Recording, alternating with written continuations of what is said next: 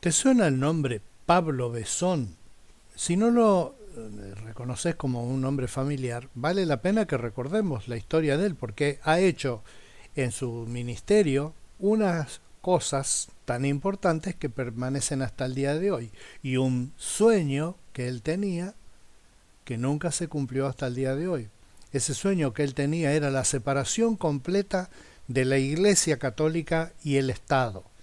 Él venía de Europa, había entonces en Europa, Europa Central, la idea de que cada estado tiene que estar ligado a alguna iglesia, básicamente católica o alguna protestante. Entonces, la iglesia tenía ese derecho sobre las leyes, sobre el funcionamiento del país, que se conoce con el nombre de patronato, cuyo resabio todavía está en nuestra Constitución. Por eso te decía, es un sueño que Besón nunca vio realizado, en el artículo segundo de nuestra Constitución, donde dice que el Estado Nacional sostiene el culto católico apostólico romano. Acá en Argentina, los católicos no son solamente los católicos apostólicos romanos, es decir, los que dependen del Vaticano, sino que hay también otras iglesias como católica ortodoxa, ortodoxa eslava, ortodoxa rusa y así, varias católicas, pero no tienen la protección del Estado que le garantiza a la Iglesia Vaticana, que es la más popular, digamos, la más fuerte. Y él luchó contra eso, y lo que sí logró fue que se estableciera un registro civil en el país, porque a la llegada de él, 1881, el 25 de julio de 1881, llegó a los 33 años a la colonia Esperanza en Santa Fe, y ahí tenían un montón de conflictos. Por ejemplo, cuando moría un protestante, ¿a dónde lo enterraban? Y entonces había todo un lío porque el cementerio era católico. En muchos lugares el cementerio estaba pegado a la iglesia católica, le decían Camposanto porque era parte, digamos, del territorio de la iglesia católica. Entonces, ¿cómo se casaba un protestante o un ateo, qué sé yo, alguien? Eh, ¿Cómo hacía? Tenía que caer en la iglesia católica y negociar con el cura.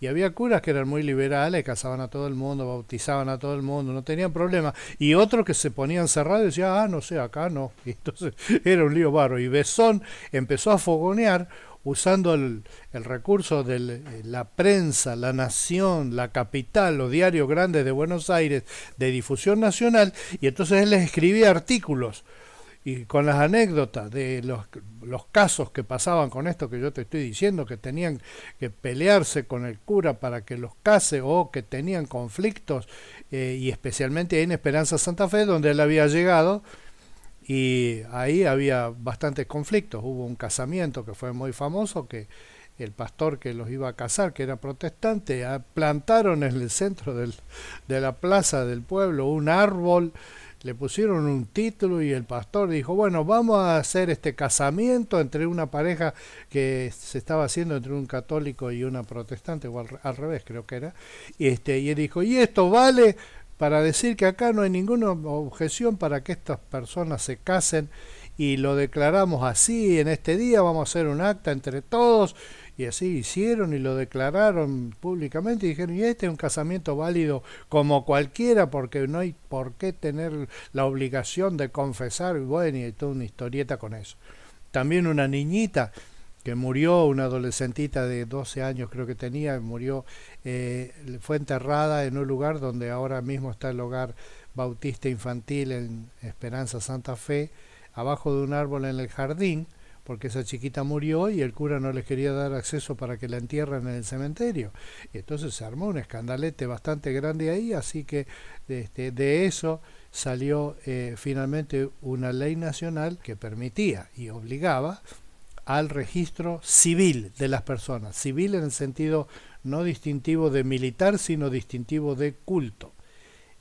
Lástima que no se logró todavía, pero no hay que perder la esperanza de la separación de la Iglesia del Estado, que es una mezcolanza que no es conveniente ni para el Estado, ni que el Estado tampoco se caracteriza mucho por ser muy cristiano que digamos, y para la Iglesia Católica, que queda pegada con todos los problemas políticos siempre, pues justamente por lo del artículo 2 de la Constitución. El punto que quería establecer esta mañana es que finalmente hay personas que hacen algo y se frustran y dicen, pero al final tanto esfuerzo y no logramos nada.